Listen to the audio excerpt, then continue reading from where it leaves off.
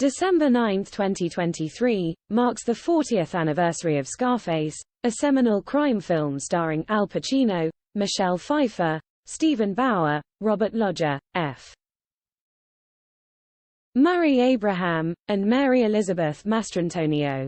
Set in 1980s Miami, the film portrays the rise of Cuban refugee Tony Montana, played by Pacino, to a powerful drug lord, embodying a ruthless pursuit of the American dream.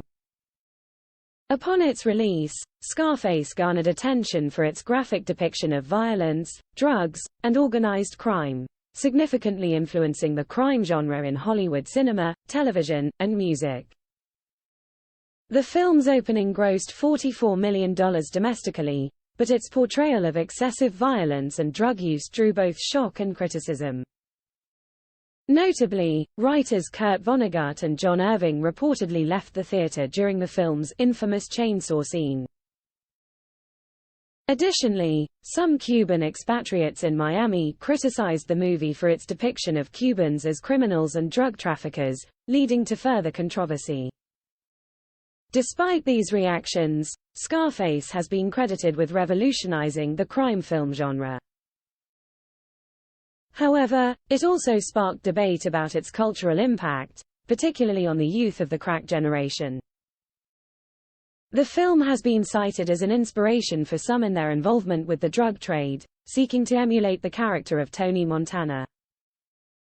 1. The film almost received an X rating for its violence. The Motion Picture Association of America, MPAA, initially assigned an X rating to Scarface, citing its explicit language, intense violence, and substance use. This rating, typically reserved for adult films, threatened to significantly limit the movie's box office potential. In response, director Brian De Palma made 4 separate attempts to re-edit the film to secure a more favorable rating. Despite these efforts, the MPAA maintained its stance, deeming the film excessively violent. Unwilling to compromise further on his vision, De Palma resisted additional cuts and informed Universal Studios of his decision, indicating they would need to replace him to further edit the film. Ultimately, Universal Studios chose to challenge the MPAA's decision. Following this appeal, the MPAA's ruling was overturned, and Scarface was granted an R rating. 2. The F-word was used 207 times, once almost every minute. In its 170-minute duration, the gangster movie notably features the F-word a staggering 207 times, averaging about 1.21 uses of the expletive per minute. This frequent use of strong language contributes to the film's distinct style and tone. Following the film's high-profile premiere in New York City, famed actress Lucille Ball remarked on its heavy use of profanity. While she praised the performances as excellent, Ball expressed her weariness of the repetitive use of the F-word, suggesting that even something impactful can become excessive.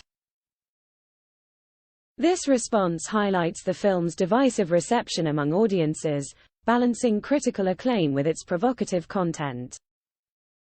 3. Rush Hour director Brett Ratner was cast as an extra in the film. Brett Ratner, known for directing films such as Rush Hour and X-Men: The Last Stand, spent his teenage years in Miami and had a small role as an extra in Scarface during a street scene in the city.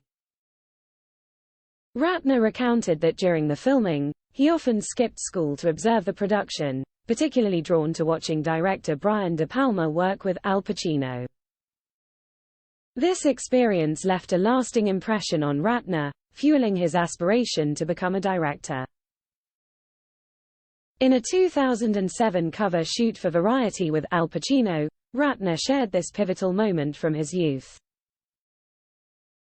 He explained to Pacino that witnessing his acting on the Scarface set made him realize his own passion for directing. Ratner humorously remarked that seeing Pacino's exceptional acting skills convinced him he'd rather be the one giving directions than trying to match such talent on screen. 4. Steven Spielberg helped direct a scene in one of the most iconic scenes in film history, Tony Montana, played by Al Pacino, is seen in his Miami mansion, bracing for the final confrontation with his adversaries. The scene, set against the backdrop of an enormous pile of cocaine on his desk, features Montana armed with an M16 and grenade launcher, delivering the famous line, "Say hello to my little friend."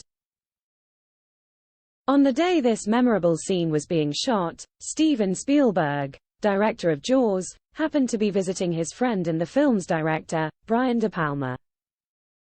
Spielberg spontaneously contributed to the production by directing a specific shot where a gangster throws a grappling hook to the top of Montana's mansion. Although Spielberg didn't receive formal directing credit for his involvement, this collaboration allowed him a unique opportunity to be a part of cinematic history. This anecdote highlights the collaborative nature of filmmaking and the unexpected contributions that can arise on set.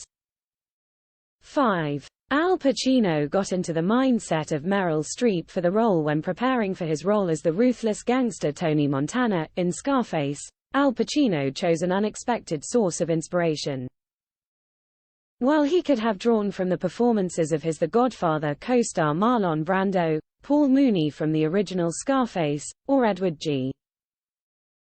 Robinson in Little Caesar, Pacino turned instead to Meryl Streep's performance in Sophie's Choice, one of the most heart-wrenching films in cinematic history. Pacino found Streep's portrayal of a character from a foreign land both exceptional and inspiring. He admired her deep commitment and courageous approach to embodying someone from a completely different background and culture. This choice highlights Pacino's desire to seek diverse and challenging sources of inspiration for his character development, demonstrating the breadth and depth of his approach to acting.